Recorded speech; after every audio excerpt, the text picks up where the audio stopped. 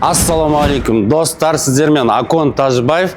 Бүгінгі блогта Қазақстан чемпионатына бодибилдингтің дайындықтың процесін көрсететін боламыз. Қазақша бодибилдингті біз дамытушымыз, сондықтан да каналға тіркеліп, лайк басып, өздеріңіз ойларыңыз жазып кетсеңіздер болады. Осы блогта көп пайдалы кеңестермен сіздермен бөлісетін боламыз. Бүгін арқаның күні жігіттер үшін тренинг жасайтын болады. Бақылап отырыңыздар.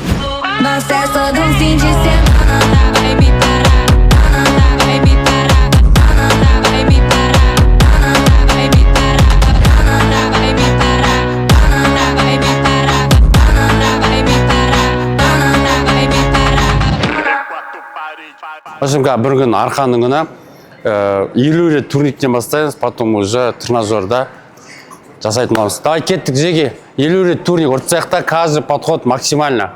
Бізде Амир 2006 жылға формасы. Қалай болады?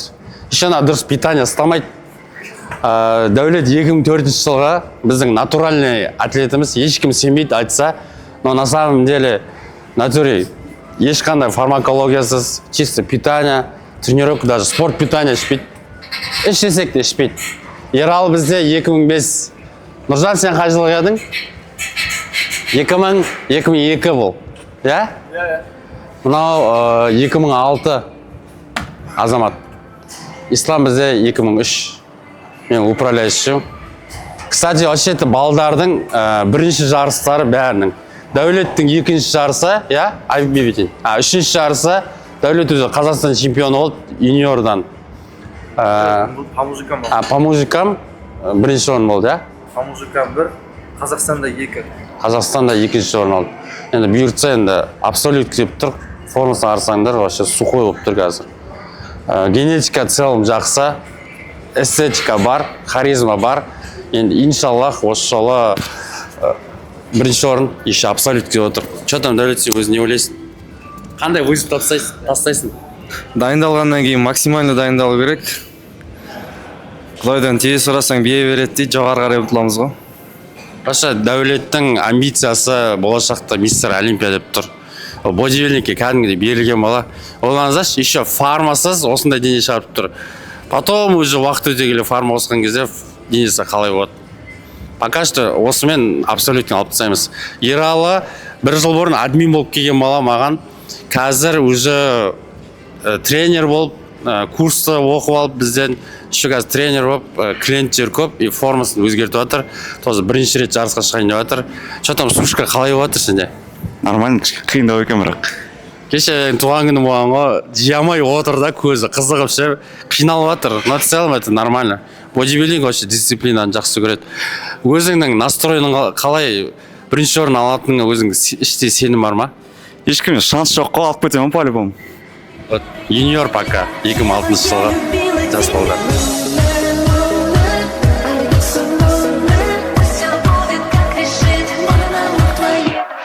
Жоғарыдан қойып, осылайынан тартамыз ше. До конца созып, сүт көкірегін мына жаққа қойса. Көкірегін ше, кішкене жоғары тұршы деген ба. Аяғын созып, давай. До конца созу керек қой. В общем, Ислам тренинг жасап отқан кезде біреуді мешать еткен ұнатпайды қатты. Көп сөйлемейді. В общем, мэнс физик деген категория мынандай ғой. Эстетика қатты да дәу емес, сухой, спина, грудь, иық, в основном мынандай V-образный форма болу керек. Соған дайындалады. Широчайший еще арқаның қалыңдығы дейді ғой, глубинасы, сол жақсы көрінуге осы упражнение жақсы. Мендегі балдардың барлығы мэнс физик категориясына шығайын деп жатыр бодибилдингтен. Мен өзім тоже выступать еткенмін, абсолютный чемпион Алматы, призер чемпионат Казахстана. Соларынан бизнеске ауысып, кішкене бодибилдингтен алшақтап кеттім.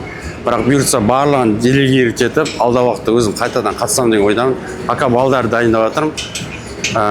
Сол, осы мэнс физик деген категория сондай. Бүгін арқаның күні, арқаны максимально бүгін өлтіруге тырысамыз. Бізде Амир вообще питание ұстамайды.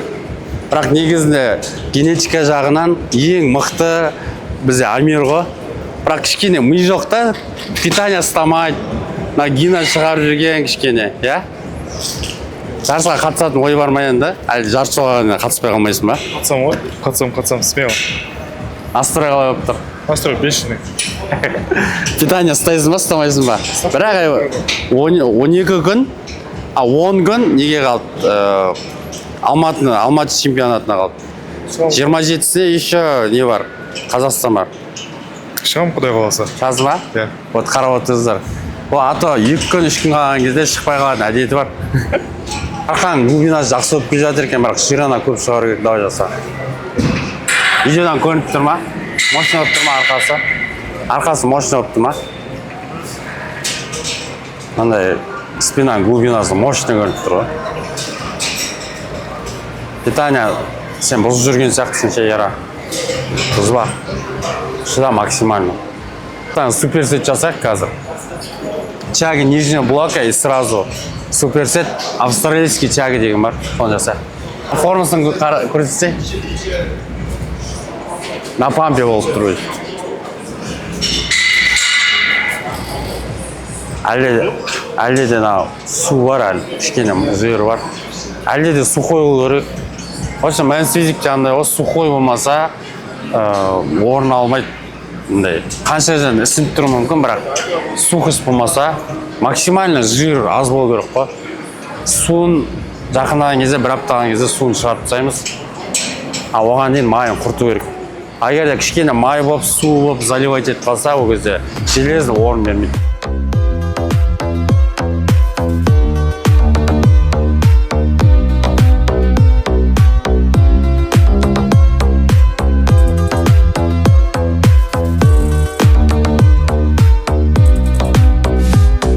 Бізде бірінші турник жасадық, одан кейін жаңа скамейкада верхний тяга, қазір нижний тяга, суперсет жасадық, австралийский подтягиваниемен. В целом тағы да 2 упражнение жасаймыз, жетеді, өйткені сушкінің кезінде жарты сағат 40 минут қана тренинг жасау керек, өйткені калория өте аз, әлі жоқ балаларда, жесткий диета. Егер де көп тренинг жасап қойсақ, ол кезде еттердің бәрі күйіп кетуі мүмкін. Сондықтан да максимально етті ұстап отырып, нужное количество кішкене тренинг жасаймыз, и все болды. Әрқарай сәл уақыттан кейін кардио жасайды. Кстати, бұлардың әрқайсысы индивидуальный кардио. Мысалы, кім ислам бізде 120-140 минут кардио жасап отыр, күніне сен қанша минут кардио жасап отырсың? Аптасына 3 күн ғана жасап отырмын, 20 минуттан. 20 минуттан 3 күн жасап отыр. Өйткені и так-то сухой. Күнде кардио жасап жүрсе, одан соң еті күйіп кетуі мүмкін. Мен 1 сағат жасап отыр. Сен қанша минут жасап отырсың кардио? Кардио 50 минут. 50 минуттан күнде жасап отырсың, иә? Çoğdan İslam қалай отыр?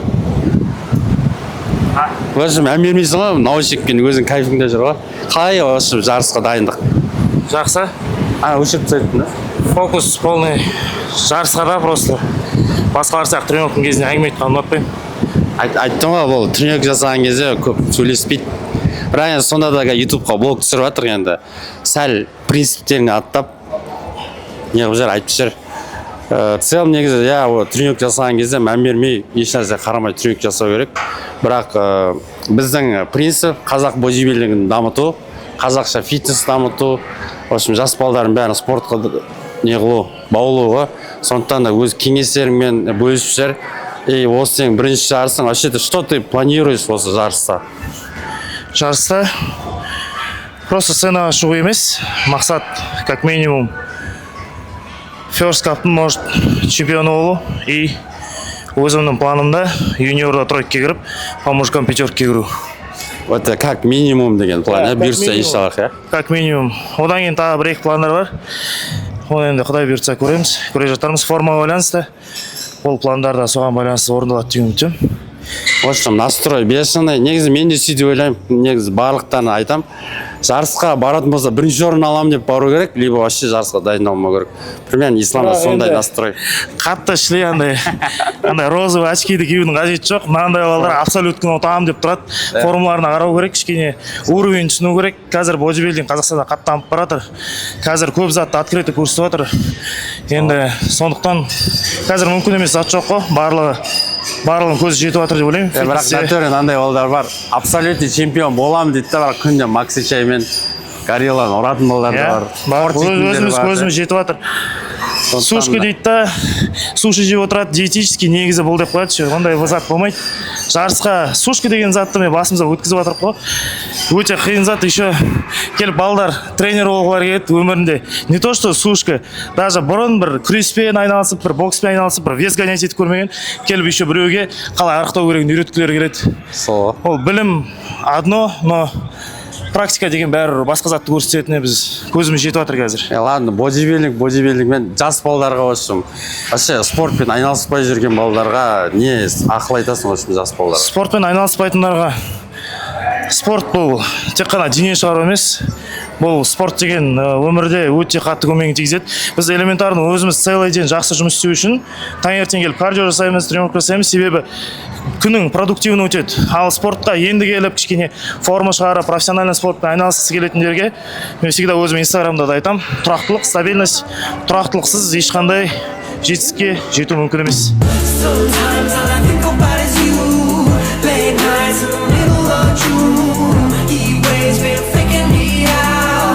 Can't make you happier now. Sometimes all I think about is you. Late nights in the middle of June. Кетіп па? Вообще мэнс физикте 4 позирование болады. Фронтальный, 2 боковой, еще арқасын көрсету керек болады.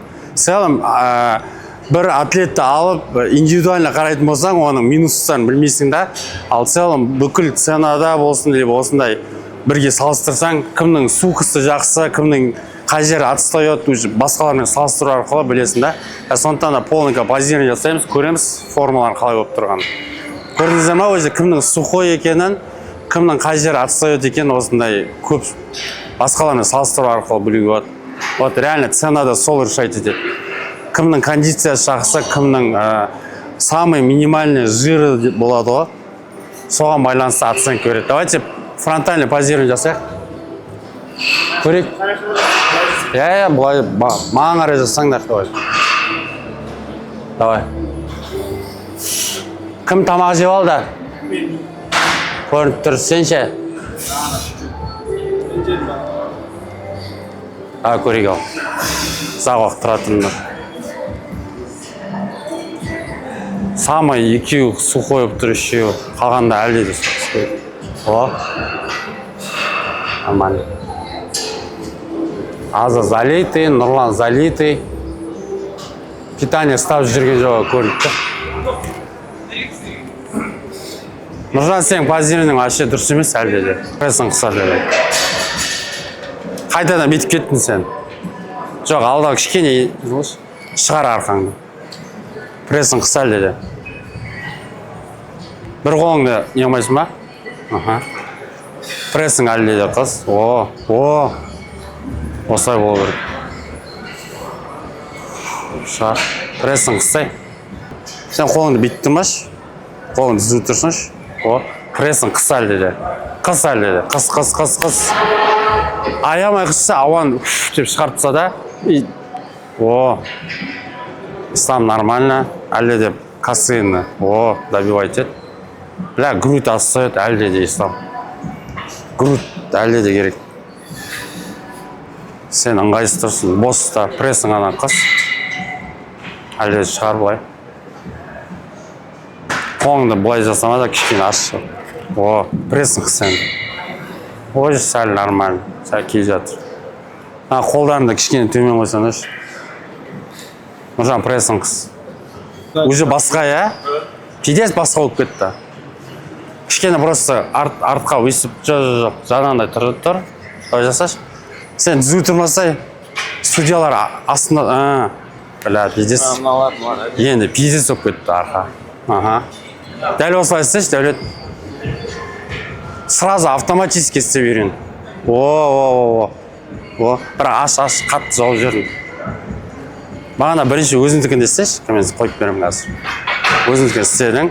И соны кішкене ғана. Болды, все. Уже глубина, пидес көрініп кетті. Просто сен қарасай, Дәулет, сен бейт тұрсың ғой, түзу тұрсың ғой. Корпусың артқа кішкене бір чуть бір 5 градусқа ғана артқа ғана жабыстыра не қылып жүрші. Өйткені қарасай, астында тұрады ғой нелер, судьялар. Все, о. Болды, әдемі қазір. Бірақ болды, әдемі, мощно болып тұр. Амир, сен ше көрейік давай. Ералы, сен ше.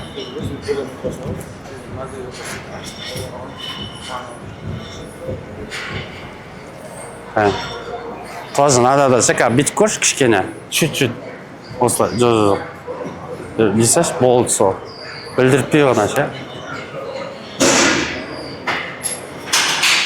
Амерге суық жетіспей тұр, кішкене ғана.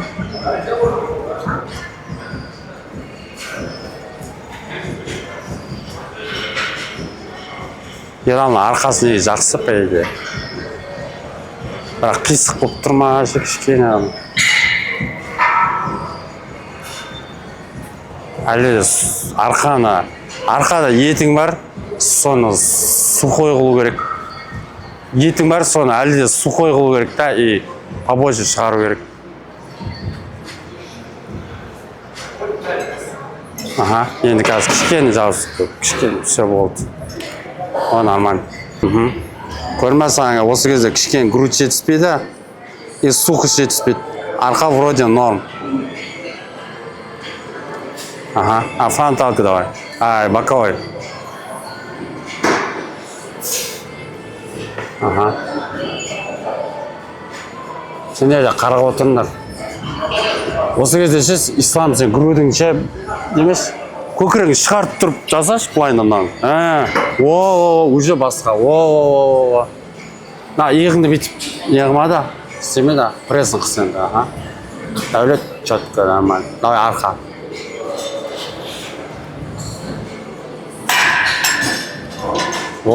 Дәулет, дәл солайына жасайсың көрсет. Ислам, иығыңды чуть артқа глубинаны көрсет. Қатты түсіріп, көтеріп жердің сол иығыңды, Ислам. Достар, осымен біздің блогымыз аяқтауға жақын. Бүгін арқа жасадық, позирование жасадық. Алда уақытта тағы да процессор түсіруге тырысамыз. Сіздер маған тіркеліп кетіңіздер. Дәл солайынан сіздер қазақша фитнестің дамуына үлес қосасыздар. Және де алда уақытта қандай сіздерге пайдалы ақпараттар керек, соны комментарийға жазып кетсеңіздер болады. Және де біздің залдың тренерлеріне қолдап комментарийға өздеріңіз қолдау сөздеріңізді жазып кетіңіздер. Бітті осымен. Все, извиняйся, брат. Все болды.